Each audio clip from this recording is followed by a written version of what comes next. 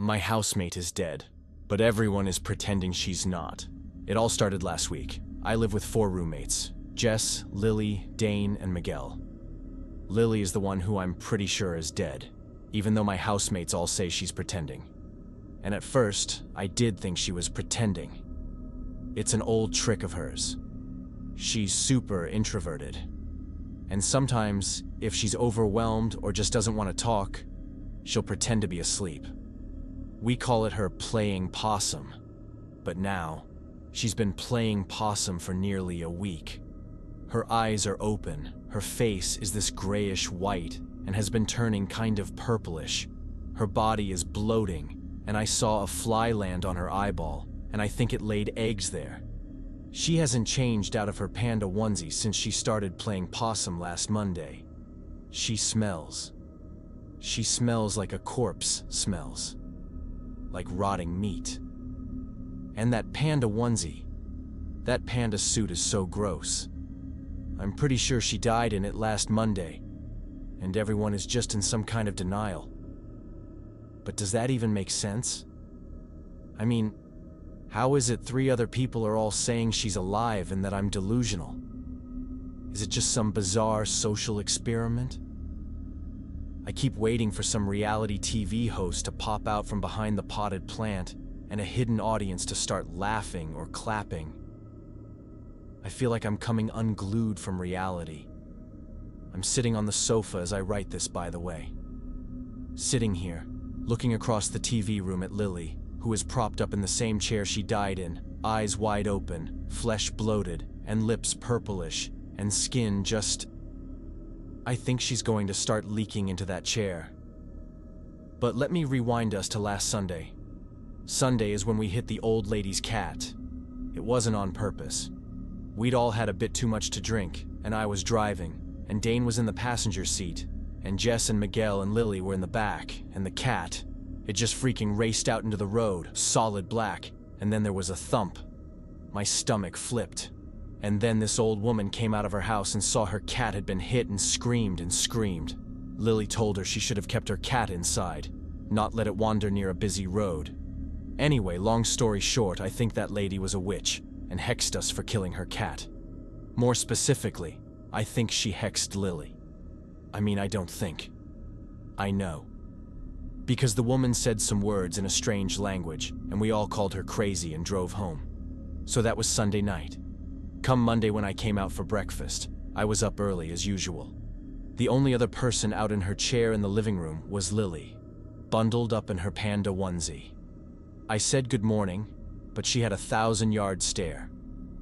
I figured she just wanted to be left alone, and didn't think anything more of it until I got home from work in the afternoon. Lily was still in the chair, same exact pose, still in her panda onesie. I asked if she was all right. Miguel was playing a video game and he answered for her, said Lily was sick and had stayed home from classes. I hope you feel better, I told Lily. She didn't respond. Lily, I said. She didn't respond. Hey Lily, I said that I hope... Chill, just leave her alone, snapped Miguel, who seemed annoyed because I was interrupting his game. I thought it was weird, but I let it go because... well, because he was acting so normal. But at dinner, she was still in her chair in the same pose and hadn't moved. I tried talking to Jess, who told me, she'll be fine. It's just a cold. This behavior went on for days, and just any time I tried to ask any of my roommates if Lily was okay, they would act like I was the crazy one. I tried to point out she hadn't changed out of her onesie and was told to quit being an asshole. She's sick, let her be. At one point I was staring at her from the sofa, trying to catch her blinking, and Jess yelled at me and told me to stop being such a creep, that I was weirding Lily out. They even put up a big cushion in front of her to block her from having to see me, which she clearly couldn't because she was by this point 3 days dead. I assumed once the rotting set in that they would notice, but they just pretended all the harder. And in fact, they even started staging her body? Like, I know it sounds really weird. I don't know why they did it or if it's some sick social experiment or what. But they moved her. I found her at the table one morning. She was slumped backwards over her chair, sightless eyes staring up at the ceiling. Everyone talked to her like she was alive. By this point, she also stank. I mean, to the point I even noticed Miguel and Dane kind of surreptitiously keeping their distance and breathing through their mouths, not their noses around her. I tried to talk about this to them later, but Miguel just wrinkled his nose at me and said, "Yeah, I know, it's gross. But she's super depressed. Jess says she's never seen Lily this bad before. She's mad upset about that cat. Just let her be. We gotta let her work through this. She'll come out of it. Until then, things like showering and getting out of bed are really hard for her." I almost told him, yes, those things would be hard for a dead person to do. But I didn't.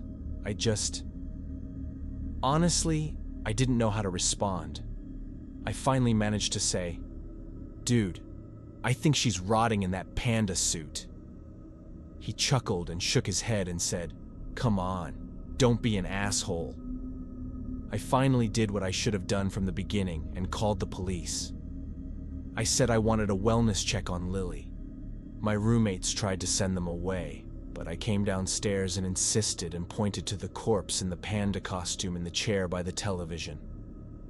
That chair was really gross by now, and the cops went over to examine her, and I really believed, really and truly, that we were all about to be arrested for having a dead girl rotting in our living room, congealing into that chair. But they pretended she was alive, the same as my roommates kept doing. She never spoke a word in answer to them, never moved.